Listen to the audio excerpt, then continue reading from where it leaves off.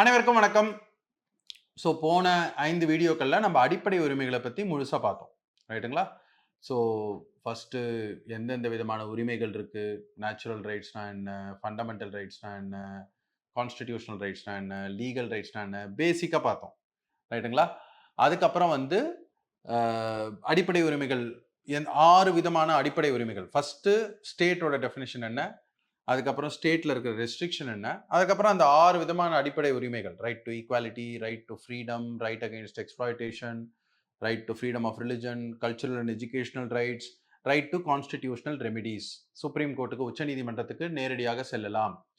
அத பத்தி நம்ம டீடைல்டா பார்த்தோம். ரைட்? ஸோ இப்போ இந்த வீடியோல நம்போ எக்ஸெப்ஷன்ஸ் டு ஃபண்டமெண்டல் ரைட்ஸ், அதாவது ஆர்டிகல் 31A லேருந்து 31C, இது வந்து எக்ஸெப்ஷன்ஸ். அது என்னன்றத பார்க்கலாம். இத வந்து மறுபடியும் நம்ம டீடைல்டா பார்க்க போறோம். எப்ப பார்க்க போறோம்னா, அடுத்த வீடியோல அமெண்ட்மென்ட் டு த கான்ஸ்டிடியூஷன், அரசியல் அமைப்பு சட்ட திருத்தம் பண்ணணும், அரசியல் அமைப்பை மாத்தணும் அப்படின்னா, அமெண்ட்மென்ட் பண்றதுக்கு என்னென்ன பிரச்சனைகள், என்னென்ன வந்தது, என்னென்ன கேசஸ் நடந்தது, அதெல்லாம் வந்து இந்த சொத்து ரிலேட்டட் ரைட் டு ப்ராப்பர்ட்டி, அப்ப ஃபண்டமெண்டல் ரைட்டால இருந்ததுனால வந்த பிரச்சனை.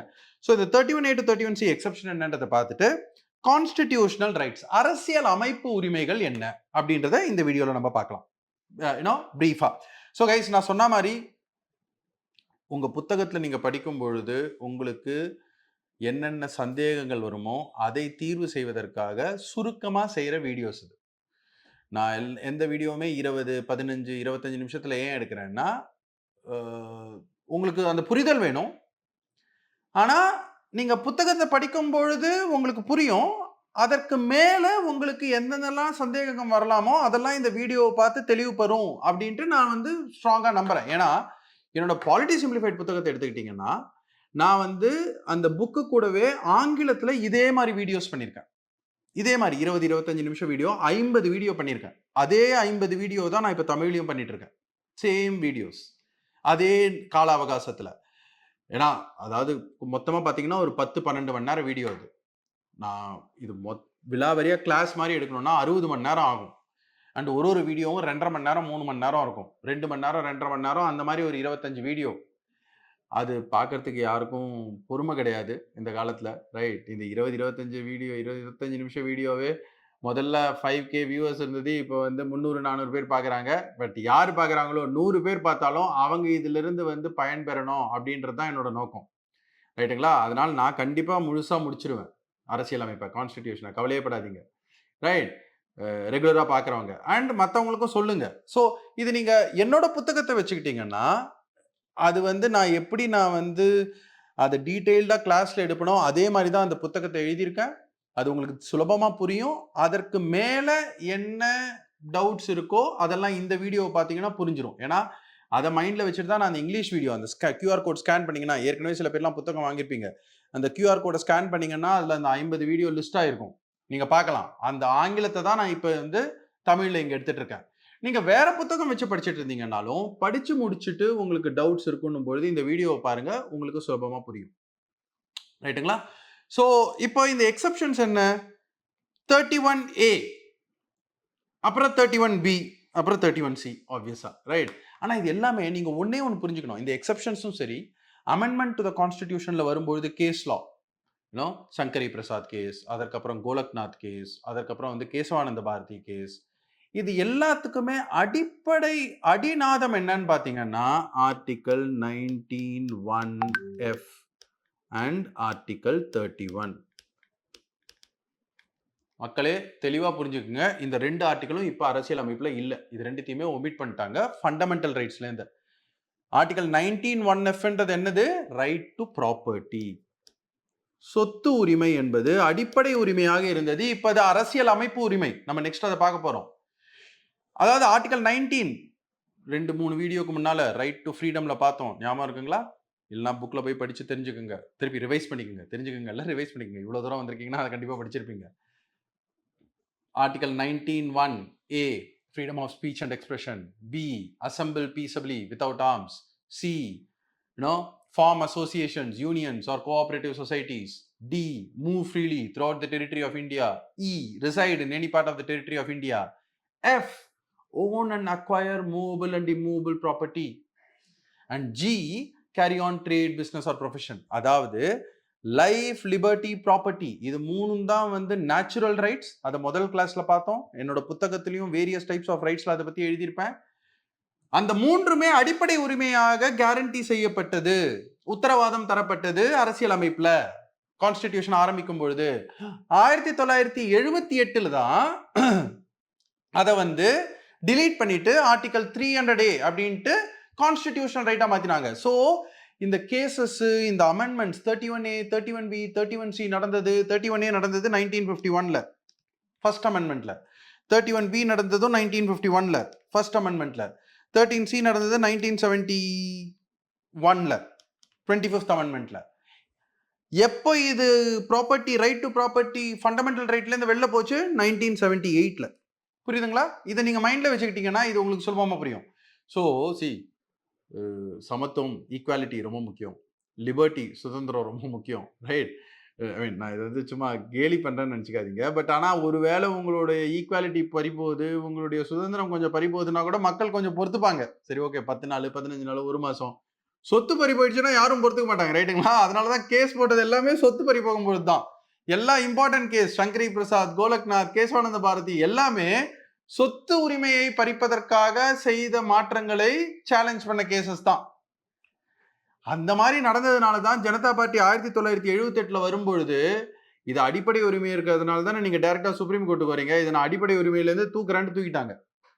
ஐ மீன், அஃப்கோர்ஸ் அது இப்பயும் ஒரு முக்கியமான கான்ஸ்டிடியூஷனல் ரைட். அது வந்து அதனால இப்போ உங்களுக்கு வந்து சொத்து உரிமையே கிடையாது, உங்க சொத்தை யார வேணா எப்படி வேணா எடுத்துக்கலான்றது கிடையாது. அதற்கு தேவையான பாதுகாப்பு இருக்கு. ஆனா அது இப்பொழுது அடிப்படை உரிமை கிடையாது. ஆனா இந்த ஆர்டிகல்ஸ் எல்லாம் நீங்க படிக்கும் பொழுதும், ரிவைஸ் பண்ணும் பொழுதும், அந்த கேஸ் லாஸ், அடுத்த ஒரு amendment to the constitution video வரும்பொழுது நான் அந்த கேஸ் லாஸை பத்தி எக்ஸ்பிளைன் பண்ண போறேன். சங்கரி பிரசாத், கோலக்நாத், கேசவானந்த பாரதி, இது எல்லாமே நீங்க மைண்ட்ல வச்சுக்க வேண்டிய முக்கியமான விஷயம் என்ன அப்படின்னா, இது எல்லாமே ரைட் டு ப்ராப்பர்ட்டி ரிலேட்டட். ஏன்னா அப்போ ரைட் டு ப்ராப்பர்ட்டி ஒரு fundamental right. So article 31A என்ன சொல்லுது? உங்களுடைய சொத்தை அக்விசிஷன் ஆஃப் எஸ்டேட்ஸ். எஸ்டேட்ஸ்னா என்ன? சொத்தில் இருக்கும் உரிமை, ஒரு நிலத்தில் இருக்கும் உரிமை, இல்லைன்னா வேற ஏதாவது ஒரு சொத்துல இருக்கும் உரிமை. அதை அக்வயர் பண்ணும்பொழுது, அரசாங்கம் அக்வயர் பண்ணும்பொழுது அவங்க போதுமான அதாவது முதல்ல என்ன இருந்ததுன்னா, என்ன அரசியல் அமைப்புல ஃபண்டமெண்டல் ரைட்ல என்ன இருந்தது? ஆர்டிகல் 19(1)(f) என்ன சொல்லிச்சு? You can own and acquire movable and immovable property. உங்களுக்கு சொத்து, அசையும் சொத்து இல்லைன்னா அசையா சொத்தை நீங்க வாங்கலாம், விற்கலாம், ஓன் பண்ணலாம். அது ஒரு அடிப்படை உரிமை. அண்ட் ஆர்டிகல் 31ல என்ன சொல்லியிருந்தாங்க? இந்த சொத்தை அரசாங்கம் அபகரித்தால், இஃப் தே அக்வயர், ரைட், அரசாங்கம் அதை வந்து எடுத்துக்கொண்டது அப்படின்னா போதுமான காம்பன்சேஷன், அதற்கு உண்டான விலை, அதாவது மார்க்கெட்ல இருக்கக்கூடிய விலை, போதுமான விலையை அரசாங்கம் கொடுக்கணும். சரி, அந்த காலத்துல என்னங்க பெரிய சொத்து? ரைட், இன்னைக்கும் நிலம்ன்றது ரொம்ப முக்கியமான சொத்து தான். ஆனா இன்னைக்கு நிறைய விஷயம் இருக்கு. ஷேர்ஸ் இருக்கு, இன்டெலெக்சுவல் ப்ராப்பர்ட்டி ரைட்ஸ் இருக்கு, ஏன்னா so many other forms of bonds இருக்கு, ஃபிக்ஸட் டெபாசிட்ஸ் இருக்கு, என்னென்னமோ சொத்தெல்லாம் நிறைய இருக்கு. ரைட், வெறும் நிலத்துல தான் போடணுன்ற அவசியம் இல்லை. ஆனா அன்னைக்கு தேதியில முக்கியமான சொத்து என்ன? நிலம், அதுவும் அக்ரிகல்ச்சரல் லேண்ட். ரைட்டுங்களா? அதுதான் முக்கியமான நிலம். அதை அரசாங்கம் எடுத்துக்கொள்ள வேண்டிய கட்டாயம் இருந்தது. ஏன்னா நம்ம வெறுமை வந்து சுதந்திரம், சமத்துவம் மாத்திரம் பேசினா போராது, நீதியும் வேணும், சமூக நீதி, பொருளாதார நீதி வேணும். அப்படின்னா எவ்வளவு பேர் ஏழை எளிய மக்கள் இருந்தாங்க, உழுவுவதற்கு அவங்களுக்கு வந்து விவசாயம் பண்ணுவதற்கு அவங்களுக்கு சொந்த நிலம் கிடையாது. இன்னைக்கும் 50% மேல் விவசாய ஊழியர்கள் தான் இருக்கிறாங்களே தவிர அவங்க கிட்ட விவசாய நிலம் கிடையாது. முக்கியமா வந்து தலித்கள், பழங்குடியினர், அவங்க கிட்ட எல்லாம்.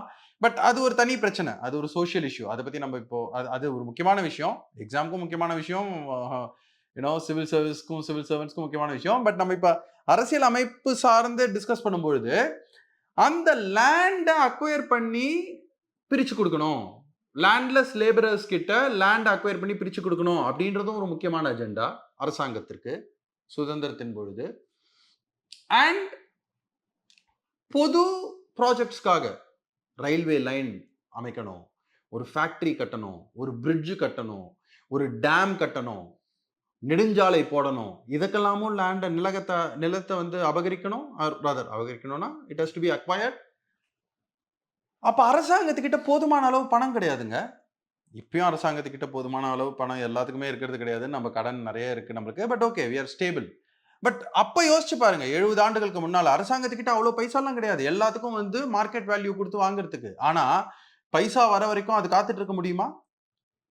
நிலம் இல்லாதவர்களுக்கு நிலம் பகிர்ந்து கொடுப்பதும் சரி, இல்லைன்னா வந்து வேரியஸ் ப்ராஜெக்ட்ஸ். ஒரு சுதந்திர நாட்டில் நம்ம அரசாங்கம் வந்து எல்லா வேலையும் செஞ்சு ஊக்கப்படுத்தணும், பொருளாதாரத்தை மேம்படுத்தணும் அப்படின்றதுக்காக அப்போ பிளானிங் கமிஷன்லாம் அமைச்சு நெடுஞ்சாலை அமைப்பது, பெரிய பெரிய இண்டஸ்ட்ரீஸ் அமைப்பது, டேம்ஸ் கட்டுவது, இது எல்லாமே அரசாங்கம் எடுத்துக்கொண்டு தாங்களே செஞ்சாங்க. அதற்கெல்லாம் நிலம் வேணும். நிலம் இல்லாதவர்களுக்கு பகிர்ந்து கொடுப்பதற்கு நிலம் வேணும். அது எங்க கிரியேட் பண்ண முடியும்? நிலம் தானே. நீங்க என்னதான் நீங்க புதுசா ஏதாவது உற்பத்தி பண்ணலாமே தவிர லேண்டை உற்பத்தி பண்ண முடியாதுல்ல. நிலம்ன்றது பூமியில எவ்வளவு இருக்கோ அவ்வளவுதான். அது ஜமீன்தார்ஸ் கிட்டையும் பெரிய பெரிய பண்ணையர்கள் கிட்டையும் அவ்வளோ இருந்தது. அரசாங்கம் எடுத்தது அவர்களிடமிருந்து. ஆனா அவர்களுக்கு போதுமான அளவு காம்பன்சேஷன் கொடுப்பதற்கு அரசாங்கத்துக்கிடம் பைசா கிடையாது. அப்படி கொடுக்கலன்னா அது என்ன பண்ணும்? ஆர்டிகல் 19(1)யும் ஆர்டிகல் 31யும் வயலேட் பண்ணும். நீங்க ஒரு ஆர்டர் போட்டு ஃபண்டமெண்டல் ரைட்டை வயலேட் பண்ண முடியுமா? முடியாது. ஏன்னா ஆர்டிகல் 13 என்ன சொல்லுது? ஃபண்டமெண்டல் ரைட்ஸை வயலேட் பண்ற மாதிரி ஒரு ஆர்டரையோ, ஒரு சட்டத்தையோ, ஒரு ரூலையோ அரசாங்கம் போட முடியாது. அப்ப அதற்காகத்தான் இந்த எக்ஸெப்ஷன்ஸை கொண்டு வந்தாங்க. ஃபர்ஸ்ட் என்ன கொண்டு வந்தாங்க? ஆர்டிகல் 31A என்ன சொன்னாங்க? நான் நிலத்தை இல்லைன்னா அந்த எஸ்டேட்ல இருக்கிற ப்ராப்பர்ட்டி எடுத்துக்கிட்டேன்னா உனக்கு காம்பன்சேஷன் கொடுக்கலன்னாலும் உன்னோட அடிப்படை உரிமை வந்து பறிக்கப்பட்டது அப்படின்ட்டு போயிட்டு கேஸ் போட முடியாது. No law shall be void on the ground that it takes away or abridges your fundamental rights under part 3. அதான் ஆர்டிகல் 31A. ஆர்டிகல் 31B என்ன சொல்லிச்சு? 9வது பட்டியல் ஆர் 9வது அட்டவணை 9th ஷெட்யூல் உருவாக்கிச்சது. ஒரு சட்டத்தை கொண்டு போயிட்டு 9th ஷெட்யூல்ல பிளேஸ் பண்ணிட்டா அதற்கப்புறம் அதை வந்து கோர்ட்ல வந்து சேலஞ்சே பண்ண முடியாது. that it violates your fundamental rights. See, ultimately இது எல்லாமே நீங்க பாத்துக்க வேண்டியது என்னன்னா, இது எல்லாமே லேண்ட் ரிஃபார்ம்ஸுக்காக எடுக்கப்பட்ட டெசிஷன்ஸ். அண்ட் 31C அப்புறம் ஆட் பண்ணாங்க 1971ல. அதாவது டைரக்டிவ் பிரின்சிபிள்ஸ், அரசாங்கத்தோட கொள்கைகள் என்னவா இருக்கணும் அப்படின்றது டைரக்டிவ் பிரின்சிபிள்ஸ்ல சொல்லியிருக்கு பார்ட் 4ல. அதுக்கு நம்ம நெக்ஸ்ட் வீடியோஸ்ல வருவோம். அதை செயல்படுத்துவதற்காக உங்களுடைய அடிப்படை உரிமை மீறப்பட்டால் அது வந்து தவறு கிடையாது அப்படின்றது தான் ஆர்டிகல் 31C. ஸோ இது எல்லாமே பார்த்தீங்கன்னா acquisition of land, estate, mining leases not to be invalid on the grounds of contraventions of fundamental rights under article 14 or 19, சமத்துவத்திற்கோ உங்களோட சுதந்திரத்திற்கோ. அண்ட் இந்த 19ல என்ன இன்க்ளூடா இருந்தது? அப்போ ஞாபகம் வச்சுக்கோங்க கைஸ், 19(1)F இருந்தது, ரைட் டு ப்ராப்பர்ட்டி இருந்தது. 31B 9th ஷெட்யூல்ல பிளேஸ் பண்ண லாஸ் வேர் பியாண்ட் ஜுடிஷியல் ரிவ்யூ. ஆனா கோயலோ கேஸ் அப்படின்ற ஒரு கேஸ்ல தீர்மானத்திற்கு அப்புறம் இப்போ அந்த 9th ஷெட்யூல் 9வது அட்டவணையில ஒரு சட்டம் வச்சிருந்தாலும் அதையும் சேலஞ்ச் பண்ணலாம். அதனால 9th ஷெட்யூலோட இம்பார்ட்டன்ஸ் இப்போ குறைஞ்சு போச்சு. And 31C laws for giving effect to article 39B or 39C. எந்த டிபிஎஸ்பினாலும் முதல்ல இருந்தது. ஆனா அதுக்கப்புறம் இந்த மினர்வா மில்ஸ் இதெல்லாம் நம்ம வந்து அமெண்ட்மெண்ட் டு தி கான்ஸ்டிடியூஷன்ல இன்னும் கொஞ்சம் விரிவா பார்க்கலாம். பட் அதாவது டிபிஎஸ்பியில் இருக்கக்கூடிய 39B 39C அது என்னன்றது நம்ம டிபிஎஸ்பியில் பார்க்கலாம். ஸோ பொருளாதார நீதிக்காக ஒரு சட்டத்தை கொண்டு வந்தாங்கன்னா அது உங்க அடிப்படை உரிமையை மீறினாலும் தவறு கிடையாது. இதுதான் வந்து exceptions to fundamental rights. And இது எல்லாமே உச்சநீதிமன்றத்தால வெவ்வேறு கேஸ்ல இது வந்து ஓகேன்னு சொல்லியிருக்காங்க இந்த அமெண்ட்மெண்ட்ஸ், ரைட்டுங்களா? ஸோ அதுதான் exceptions to fundamental rights. So இப்போ நம்ம கான்ஸ்டிடியூஷனல் ரைட்ஸ், அரசியல் அமைப்புல என்னென்ன உரிமைகள் இருக்கு அப்படின்றத பற்றி குயிக்கா பார்க்கலாம். First right to property. நான் சொன்ன மாதிரி ஆர்டிகல் 19(1)F ஆர்டிகல் 31ல இருந்த ரைட் டு ப்ராப்பர்ட்டியை ஃபண்டமெண்டல் ரைட்ஸ்ல இருந்து டிலீட் பண்ணிட்டு ஆர்டிகல் 300Aல அதை ஆட் பண்ணாங்க. ஆனா என்ன, முதல்ல ஆர்டிகல் 19 வெறும் சிட்டிசன்ஸ்க்கு மாத்திரம் தான் பொருந்துமா? It was applicable only to citizens. குடியுரிமை இருக்கிறவர்களுக்கு மாத்திரம்தான் சொத்து உரிமை அடிப்படை உரிமையாக இருந்தது 1978க்கு முன்னால, பிஃபோர் 1978. பட் இந்த 300A 44th amendmentல 1978ல கொண்டு வரப்பட்டது. No person shall be deprived of his property save as provided by an authority of law. அதாவது எந்த ஒரு வெளிநாட்டவராக இருந்தாலும் சரி, இந்தியராக இருந்தாலும் சரி, ஆர்டிபிஷியல் பர்சன், ஒரு கம்பெனி போன்ற ஒரு சொத்து, கம்பெனிக்கு இருக்கிற சொத்தாக இருந்தாலும் சரி, any person, natural human person or artificial person, அவங்களுடைய சொத்தை ஒரு அப்ராப்ரியேட் ப்ரொசீஜர் லா படி இல்லாம எடுக்க முடியாது. அது ஒரு அரசியல் அமைப்பு உரிமை. இப்போ ஸோ இது இப்ப பறிக்கப்பட்டதுன்னா நீங்க ஹைகோர்ட்டுக்கு போகலாம். ஆர்டிகல் 226ல நேரம் உச்ச நீதிமன்றத்துக்கு போக முடியாது. பட் இது ஒரு important constitutional right. No tax without the authority of law. No legislature, பாராளுமன்றமோ சட்டமன்றமோ ஒரு சட்டத்தை இயற்றி தான் ஒரு வரியை விதிக்க முடியும். அரசாங்கம் தனக்கு வேண்டிய வரியை எப்போ வேணாலும் விதிக்க முடியாது. இதற்கு ஒரே ஒரு விதிவிலக்கு செஸ். செஸ் என்பது வந்து அதை வந்து சென்ட்ரல் கவர்மெண்ட் லெவி பண்ணலாம். அதை பத்தி தான் வந்து இஷ்யூஸ் இருக்கு. செஸ் நிறைய போடுறாங்க, பெட்ரோல் மேலாம் செஸ் நிறைய போடுறாங்க. அதெல்லாம் நேரம் மத்திய அரசாங்கமே எடுத்துக்குது. அதை பிரிச்சு கொடுக்கறதே இல்லை மாநிலங்கள்கிட்ட. அதை பத்தி நான் ஹிந்துல டெவல்யூஷன் ஆஃப் ஃபினான்ஷியல் ரிசோர்சஸ் பத்தி ஒரு ஆர்டிகல் எல்லாமே எழுதியிருக்கேன். அது வந்து சென்டர் ஸ்டேட் ரிலேஷன்ஸ் வரும்போது நம்ம பார்க்கலாம். பட் அதை தவிர வேற எந்த வரியா இருந்தாலும் சட்டம் இயற்றி தான் போட முடியும், அரசாங்கத்தால எக்ஸிகியூட்டிவால போட முடியாது. அதை மைண்ட்ல வச்சுக்கோங்க. ஓட்டு உரிமை, தேர்தல்ல நிற்கும் உரிமை, right to vote and contest elections, இது வந்து ஒரு constitutional right. And free trade and commerce, வணிகம், வியாபாரம் எந்த ஒரு தடையும் இன்றி இந்தியா முழுக்க நடக்கலாம், அது ஒரு கான்ஸ்டிடியூஷனல் ரைட். ஸோ இதுதான் 5 முக்கியமான constitutional rights. Right to property, no taxations without the authority of law, right to vote, right to contest elections and free trade. ரைட்டுங்களா? ஸோ இதை நம்ம இப்போ பார்த்தோம். அடுத்த வீடியோல அமெண்ட்மெண்ட் டு த கான்ஸ்டிடியூஷனை பத்தி பார்க்கலாம். ஏன்னா அது closely link to fundamental rights. நன்றி.